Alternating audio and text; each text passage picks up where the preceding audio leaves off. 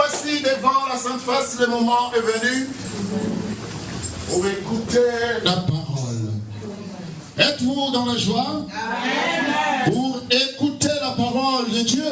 Amen. Le moment est venu que chacun de nous dispose de son cœur. Parce que Dieu m'a mis en cœur ce que nous allons parler aujourd'hui.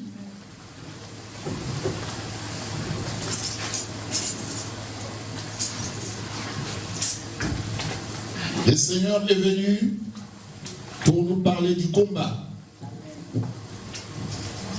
Les combats que nous rencontrons dans la vie, quelles sont les armes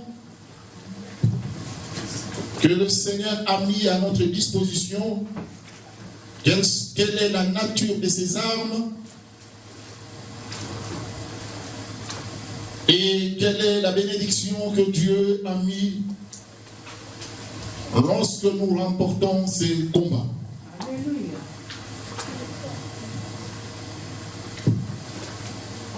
J'étais avec Maman Chantal, donc j'ai trouvé la façon dont elle préparait, je me suis dit, je serai aussi inspiré. Amen. De sorte, parce qu'il y a une arme défensive, surtout cette arme-là n'est pas tout simplement défensive, mais c'est une arme offensive. Parce qu'en tant qu'enfant de Dieu, si nous n'attaquons pas bien Jésus-Christ, l'ennemi viendra rentrer dans notre camp, parce qu'il est menteur, il est malin, il sait comment tenter, séduire, tromper les enfants de Dieu. C'est pourquoi, bien aimé Jésus-Christ, Dieu a mis en place à notre disposition des armes. Et ces armes-là ne sont pas des armes, comme on dit, factices. Ce ne sont pas des armes facultatives, mais ce sont des armes puissantes. Alléluia. Alléluia. Amen. Il faut tout simplement identifier et reconnaître, comme on avait dit, entendre la parole de Dieu et reconnaître la voix de Dieu. Il faut reconnaître aussi ce qu'il a mis en notre disposition. Alléluia. Nous allons commencer, bien aimé Jésus-Christ, par le verset 2 Corinthiens, chapitre 10, verset 4.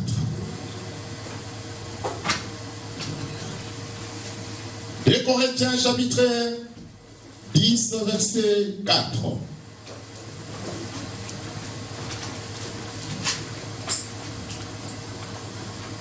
Je demanderai à Joanie de venir lire la parole de Dieu. Oui, ici. Tiens, ta Bible électronique. Des Corinthiens. Je vais prendre la Bible de test parce que ça va prendre du temps. Ah, tu l'as trouvé? Non, on fait. 2 Corinthiens, verset 10. Non, chapitre 10, verset 4. Veuillez vous lever au nom du puissant de Jésus-Christ. 2 Corinthiens. Verset 4. 2 Corinthiens, chapitre 10, verset 4. Car les armes avec lesquelles nous combattons ne sont pas charnelles, mais elles sont puissantes par la vertu de Dieu pour renverser des forteresses. Car les armes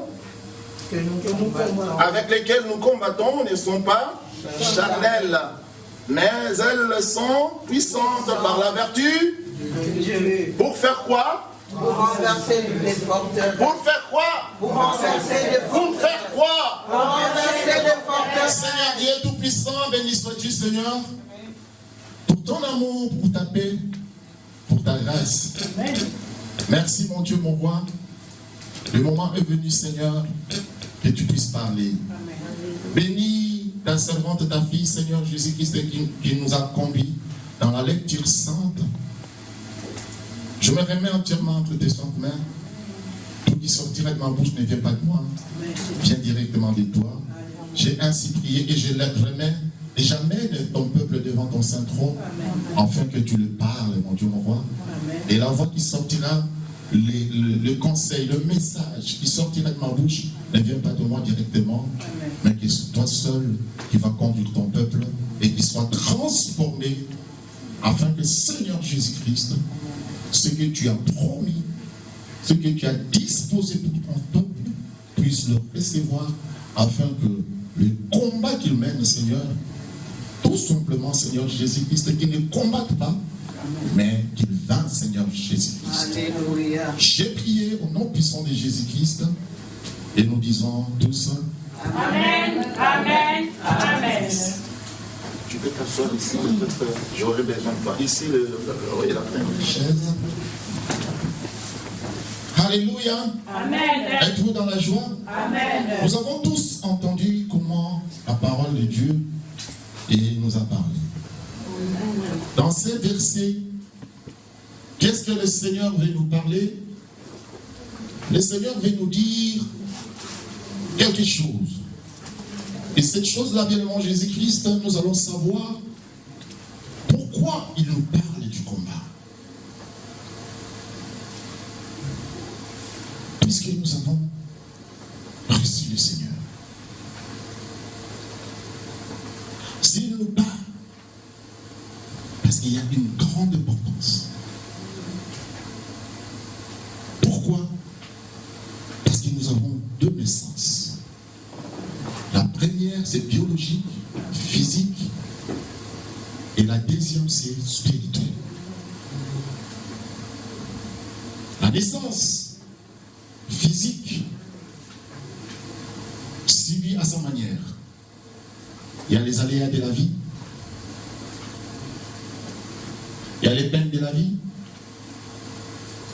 On subit la vie et on vit la vie. C'est une histoire que tu es en train d'écrire et écrire. Cette histoire, elle laisse personne d'autre écrire à ta place. Tu l'écris seul. Et l'avenir te dira si tu as reçu ou tu n'as pas reçu. La deuxième naissance, c'est la naissance spirituelle. Que Dieu nous dit, nous sommes nés de nouveau. Nous sommes une nouvelle créature. Mais la deuxième naissance est vraiment combattue. Et nous le savons très bien. Notre premier ennemi, c'est qui? C'est Satan. Que tu ne le veux pas. C'est Satan. Alléluia. Alors, bien-aimé Jésus-Christ, cette nouvelle naissance, nous l'avons, donc qui nous a engendré, c'est notre Seigneur Jésus-Christ. Comme il a mené le combat, il a donné sa vie, et nous le savons très bien, dans la vie de notre Seigneur, c'était une vie parfaite, une vie sans tâche. Pour porter cette vie-là, il a mis cette vie-là, bien-aimé Jésus-Christ, à notre disposition. Mais ici, il vient de nous dire que nous avons un combat. Pourquoi? Parce que l'ennemi, il veut toujours, bien-aimé Jésus-Christ, mettre une tâche, veut essuyer, veut ôter, bien-aimé Jésus, parce que la nouvelle naissance, c'est la naissance qui appelle les bénédictions. Il y a plusieurs bénédictions.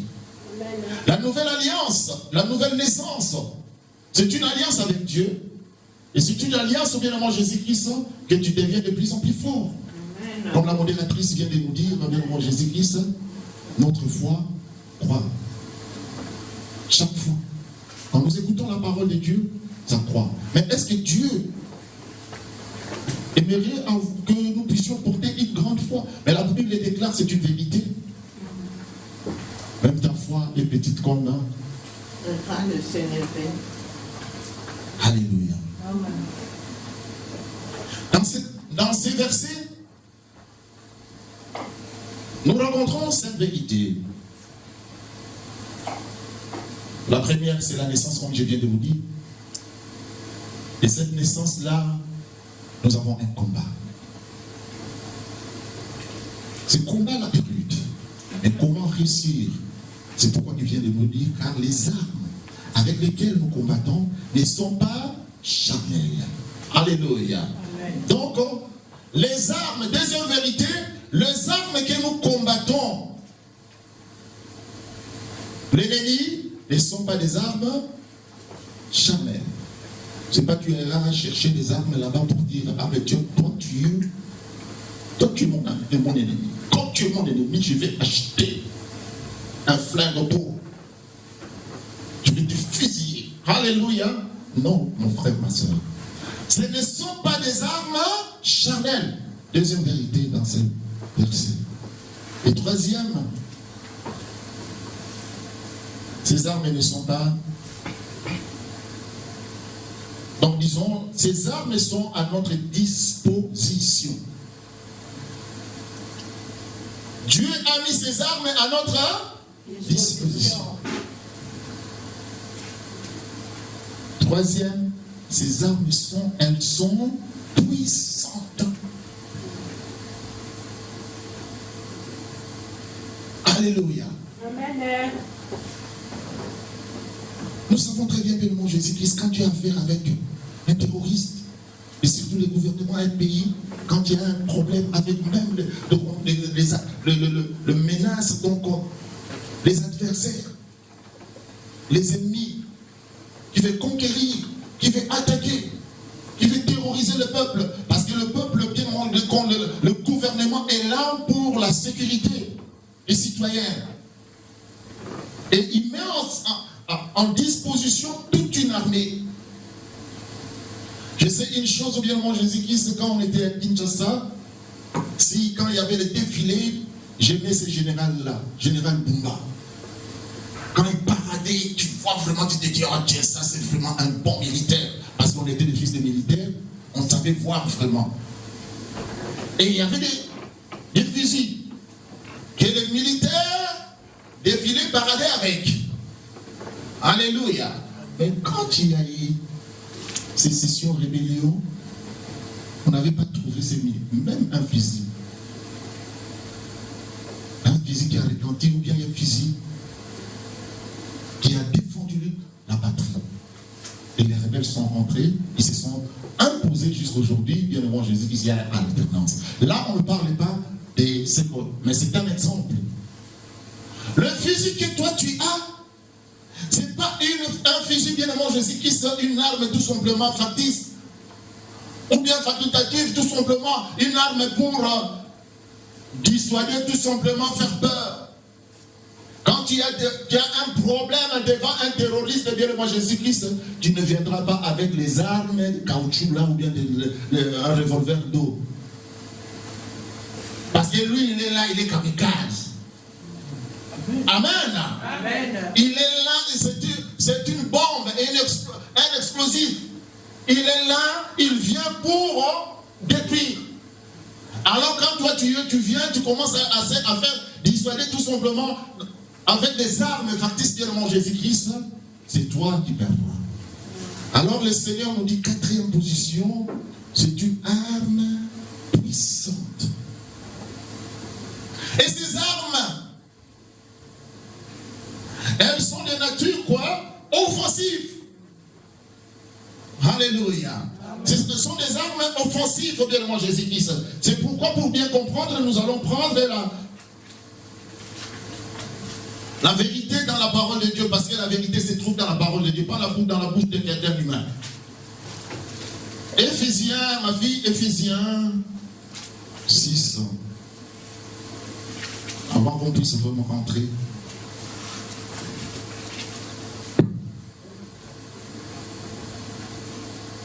Éphésiens 6, verset 12.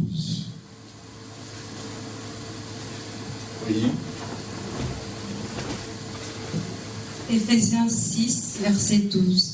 Car nous n'avons pas à lutter contre la chair et le sang, mais contre les dominations, contre les autorités, contre les princes de ce monde des ténèbres, contre les esprits méchants dans les lieux célestes. Alléluia. Ça, c'est une vérité que le Seigneur nous parle et nous dit, bien mon Jésus-Christ, nous n'avons pas à lutter contre la chair et le sang, mais contre les dominations, première chose, contre les autorités, contre les princes de ce monde, les ténèbres, contre les esprits méchants. Vous avez compris, bien mon Jésus-Christ, les esprits méchants dans les lieux célestes. Donc il y a un esprit méchant qui t'attaque jour et nuit. Il y a un esprit méchant qui attaque ta famille. Il y a un esprit méchant qui attaque ton travail. Il y a un esprit méchant qui attaque tout ce que tu tiens, tout ce qui est bien cher, bien mon Jésus-Christ. Il y a un esprit méchant qui t'attaque jour Et nuit, alléluia. La Bible déclare jour Et nuit. Aujourd'hui, maintenant nous sommes dans c'est la journée, c'est les jours. Donc, comme bien aimé Jésus-Christ, ici même, quand bien tu es là, l'ennemi t'attaque déjà. Alléluia. Parce que l'esprit méchant cherche qui dévorer. Il rugit comme un lion, cherchant qui dévorer. Jour et nuit. Donc, il n'a pas de répit, il n'a pas de repos pour toi. Pourquoi? Parce que tu as reçu la nouvelle naissance. Alléluia. Tu es devenu une nouvelle créature. Que tu n'atteignes pas la destination. Que tu ne reçoives pas la bénédiction. Que tu ne sois pas appelé un enfant De Dieu. Son combat est là. Il est toujours en opposition perpétuelle à ton père. Parce que c'est lui qui est né. Donc il est né dans une famille. N'est-ce pas bien mon Jésus-Christ? Parce qu'on n'est pas né tout simplement comme ça. Biologiquement, quand on est né, donc on a deux parents. N'est-ce pas bien mon Jésus-Christ? Et également aussi spirituellement, quand tu es né, tu es dans une famille. Et cette famille-là, bien mon Jésus-Christ, c'est une famille de bénédiction. Dieu a donné des promesses pour cette famille. Voilà ton combat où ça commence. Mais le Seigneur nous dit, car nous n'avons pas à lutter contre la chair et contre les dominations. Maintenant, on va apprendre quelles sont les armes. Alléluia. Amen. Parce que ces armes-là, on dit, ce sont des armes de nature offensive. Mais jusqu'ici, on nous a parlé tout simplement dans 2 Corinthiens 5, 10 plutôt. Car les armes avec lesquelles nous combattons, ce sont des armes, ne sont pas charnelles, mais elles sont puissantes. Il faut comprendre quelles sont ces armes-là. Et ici, on nous dit, car nous n'avons pas à lutter contre la chair et le sang, mais contre les dominations, contre les autorités, contre les princes de ce monde, des ténèbres, contre les esprits méchants dans les lieux célestes. Cet esprit méchant a fait beaucoup de ravages, a détruit beaucoup de gens, a détruit beaucoup de familles, a détruit beaucoup de projets, a rendu les gens malheureux, a rendu même toute une nation malheureuse, a détruit l'intelligence, a détruit les enfants. Et aujourd'hui, bien manger ces esprits méchants-là commencent même à gérer, à rentrer partout. Et les enfants ne savent pas de quel pied danser. Alléluia. À la maison, on leur dit autre chose. À l'école, on a dit autre. Il y a les enseignements qu'on dit, et ils commencent à se poser des questions. Il y a des doutes. Il y a maintenant l'éloignement dans la parole. Les enfants commencent à venir à l'église tout simplement. C'est quelque chose, peut-être distraction ou ambiance tout simplement. Divertissement. Alléluia.